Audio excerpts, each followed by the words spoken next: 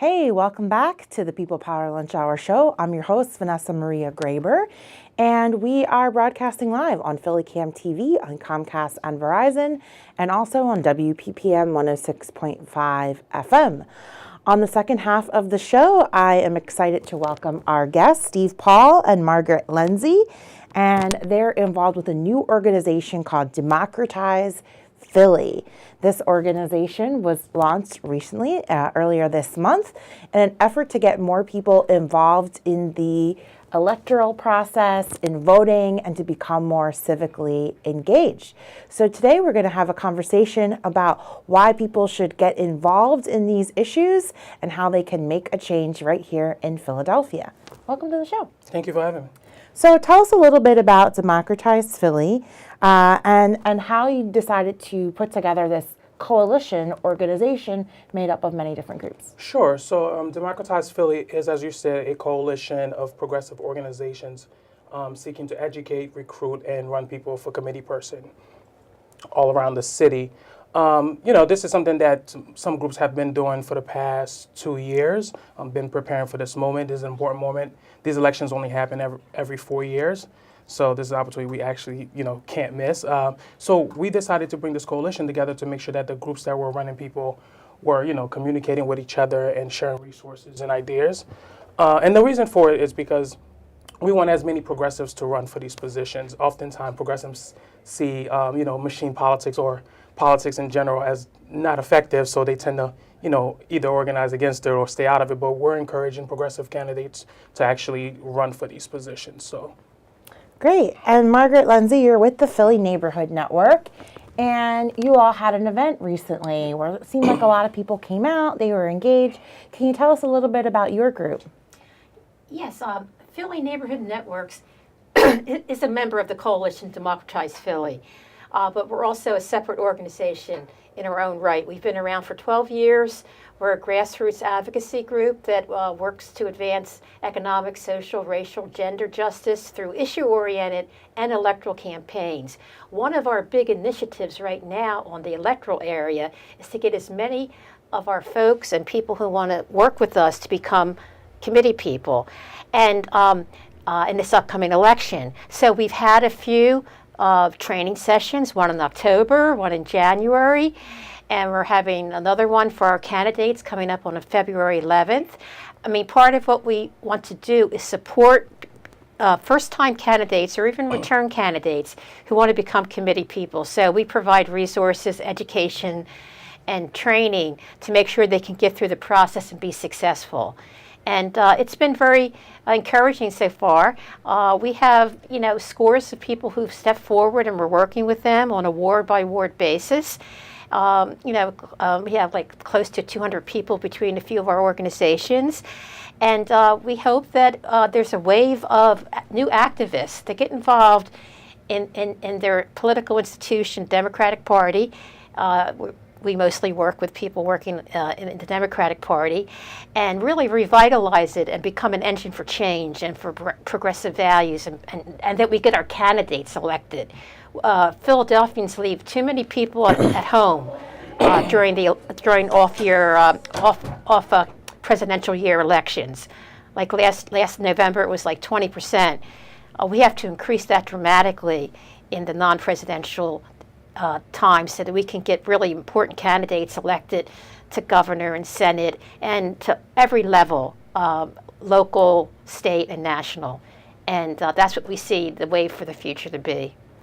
So, our Margaret said it perfectly, but so basically our goal is to encourage people, young and people who are energized and people who are pissed off of what's going on at the national level to actually get involved at local politics. We understand it starts here. Committee person is thought of as one of the few seats, like the most, I guess you could say, entry-level politics. It's like one of the few seats like a lot of people could run for, right? It's almost, I believe, there's 66 wards in the city. Each of them are divided into several divisions. Each of those divisions are run by 2 committee people. So there are thousands of seats all around the city that people can actually run for.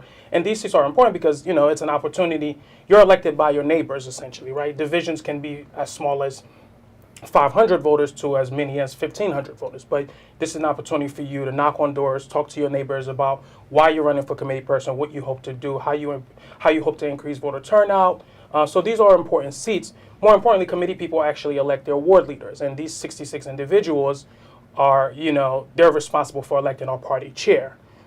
They're also responsible for, in most wards, for endorsing candidates. So this is an opportunity if you want to see more progressives run for elected office, as Margaret said, at the state and city council level. This is an opportunity for you to make sure that good candidates actually get endorsed by your ward. So we're encouraging progressives, and more importantly, people who believe in ideas of racial, social, and economic justice to actually run for these seats to actually push some of the wards towards a progressive agenda.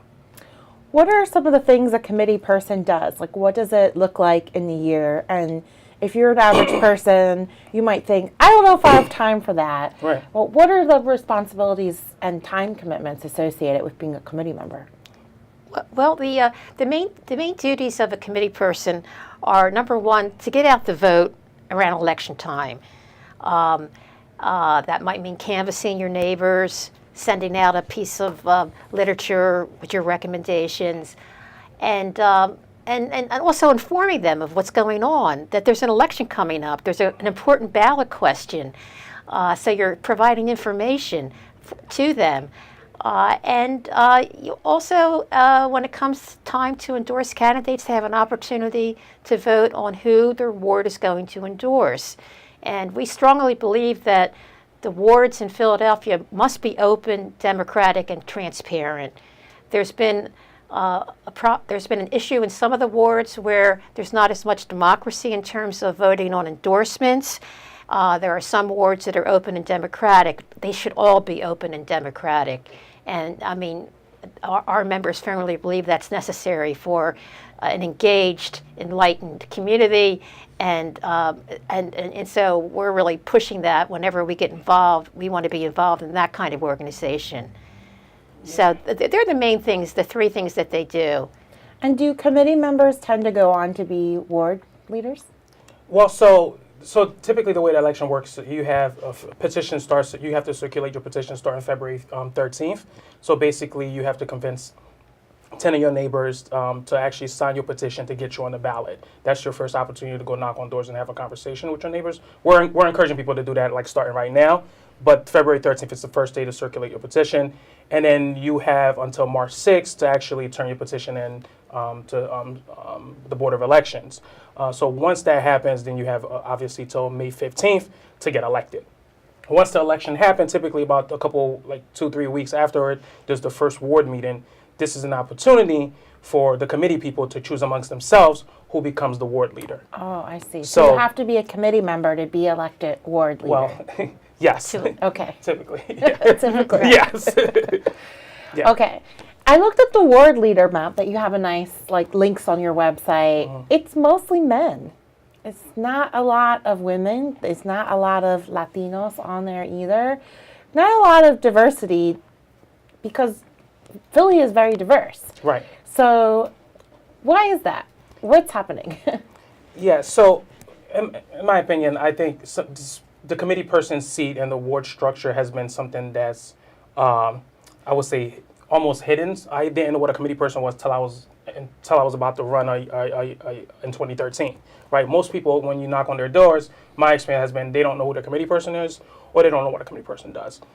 So it's like this hidden structure that a lot of people don't have access to. So that's part of the reason why we're doing this. We're going out there, and our coalition is a diverse coalition, including teachers, activists, and people of color that are trying to educate and encourage people, even from the immigrant community, to actually run for these seats. We're actually going to be doing a training on February 10th with AFRICOM, which is a coalition of African organizations, as well as Haitian Voice, which is a new nonprofit that started by a Haitian organizer in Philadelphia.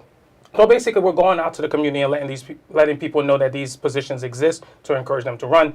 And I think the issue has been in the past that it's not the party hasn't been proactive in actually going out to different communities to recruiting people. So you have to be well connected and you have to be really in the know to actually know these positions exist. So that's part of it, right? Right. Philly people need to know about committee members, right? Yes. And I'm wondering, and I'm going to admit, I don't know who my committee members are. I just moved to Port Richmond neighborhood, and so I would like to know. And even if you're not running for committee, you should still knock on doors, right? And get to know your neighbors. Absolutely. Because I think that's where a lot of the civic engagement starts. Did you Right. want to add something? You're absolutely right. There are ways of finding out who the committee people are. You can go on a website like the Philadelphia County Board of Elections has all the committee people that were elected in 2014. But you have to know where to go. And I also think that this whole structure, the ward structure and the committee person structure, we're in a transition period. I mean, there are some of you say there's all these men who are in charge. I think there's going to be a transition taking place, and we're in the middle of it right now. And there's a whole new crop of young activists and engaged people who do not want politics as usual. So if we can get them into the system, they will percolate up the system, and they will become the leaders of the future. They may start out as a committee person, they may go on to elected office, they may go on to ward leader, but we have to get them into the process before they can actually advance. So we think there's a wave across the country. People are getting involved at the local level, and that should happen here in Philadelphia. And the local level is the committee person level. And are there separate committees for the different parties? Or? Yes. Okay. Yeah, both the Democrats and the Republican Party have similar structure. Okay. So each party, so if you wanted to run for committee, you have to choose a party in which to run for. And in order to run for a committee person in your specific ward or division, you have to be a resident of that ward, you have to vote in that division, and you have to be a member of that party. Now, what about if you're third party or independent? How does that work? Because I feel that a lot of people are shifting into third parties and or independent. Where does it leave those folks? So unfortunately, you can't be a committee person, as I said, unless you are a registered Democrat or a registered Republican and you live and vote in that division. However, I would encourage anyone who is an independent and would like to see, I don't know, our schools adequately funded, right? Or who believes in social and racial justice, to actually reach out to your current committee person or reach out to Democratize Philly. We are happy to connect you to someone that's running in your ward. Because at the end of the day, even if you're not running, we're encouraging people to actually help those progressive candidates get elected in those committee seats because, again, they're going to be the ones that are at the ward meetings trying to make that change happen. So we would love to see people get involved at the division level. For me, I would love to, every division had 5 or 6 people, and it just organizing and making sure we get out the vote. Research has shown if you knock on somebody's door, they're more likely to go out to vote. Right, so we want as many people out there knocking on their neighbors' doors to make sure that they know elections are happening, they know where the candidate stands on issues.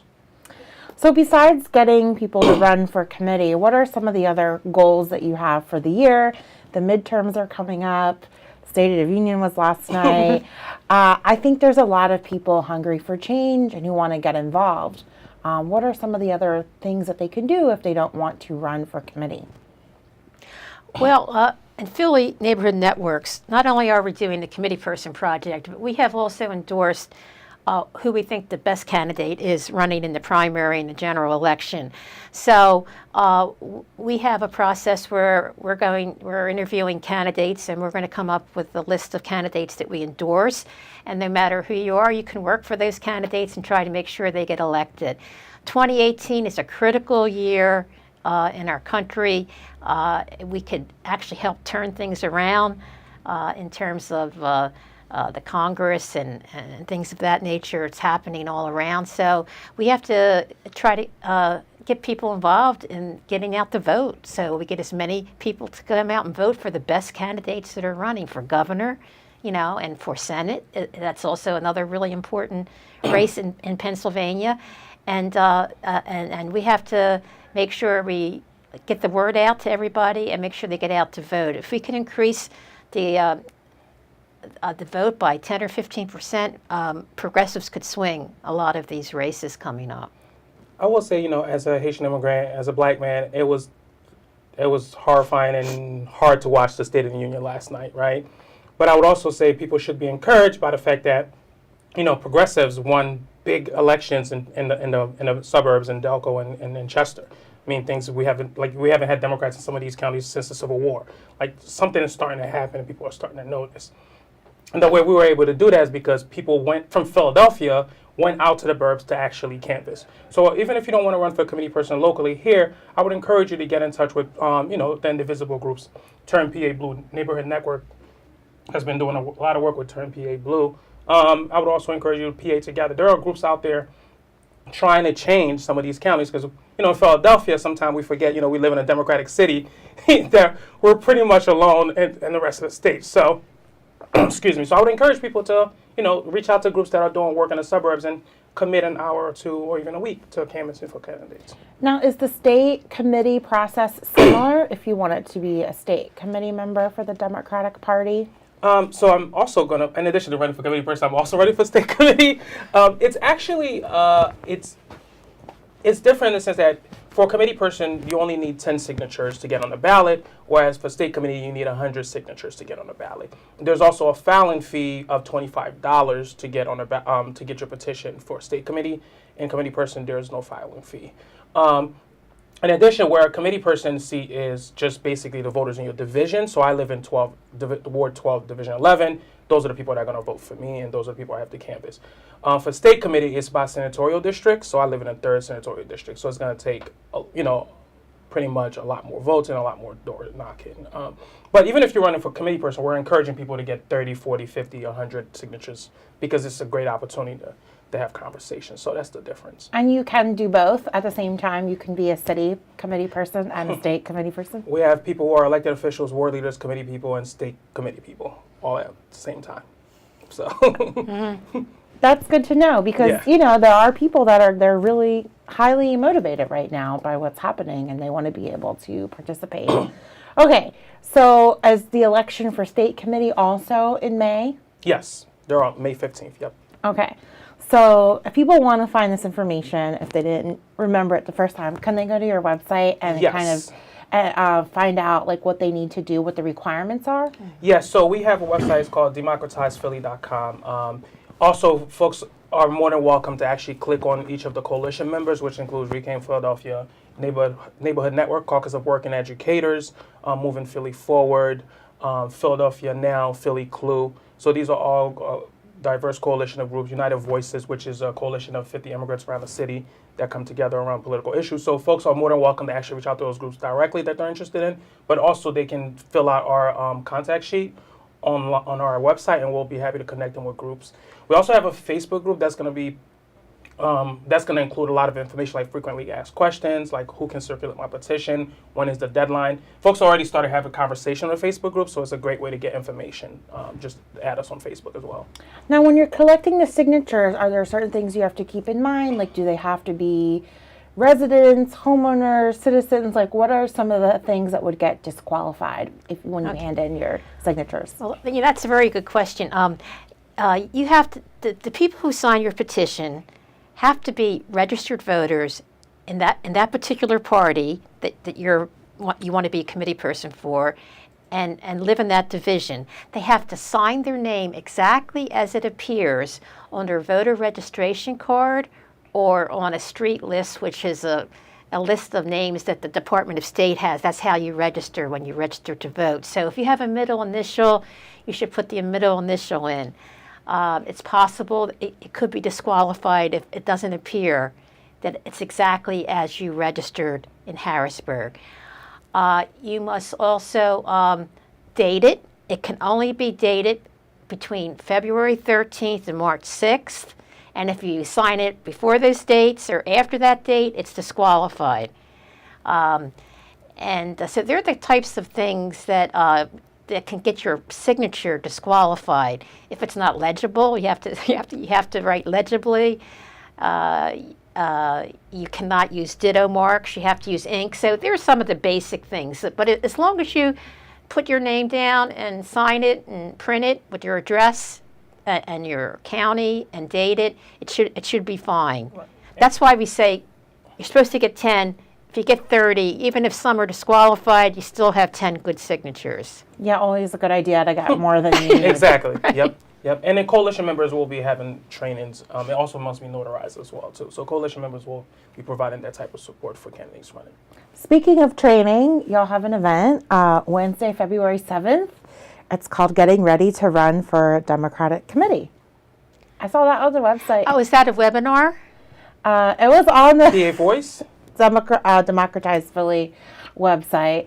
I believe it's a webinar that Okay. a PA Together PA is, Together, I'm sorry, is- PA Together, it's yeah. PA Oh, okay. Together There we is go. putting out there. So that'll give basic information, and not only for Philadelphia, but probably for outside of Philadelphia. Right, they're doing stuff all around the suburbs as well. Right. Okay, well, Democratize Philly's goal is to increase Democratic participation, voter turnout, transparency in Philadelphia's political groups, and to energize people, right, to get involved in the political process. Absolutely. I want to thank you both for being on our show, Steve Paul and Margaret Lenzi. Before we go, can you give that contact information for each of your organizations one more time? Okay, well, for Philadelphia Neighborhood Networks, our website is phillynn.org, and an email, you could send something to info@phillynn.org if you want to get involved with our organization. We're kind of a hands-on group that's helping people really go through the process. Info to the coalition's website is democratizephilly.com. And you can also check us out on Facebook, Democratize Philly. It's basically a lot of conversations going on Facebook, so it's a great resource.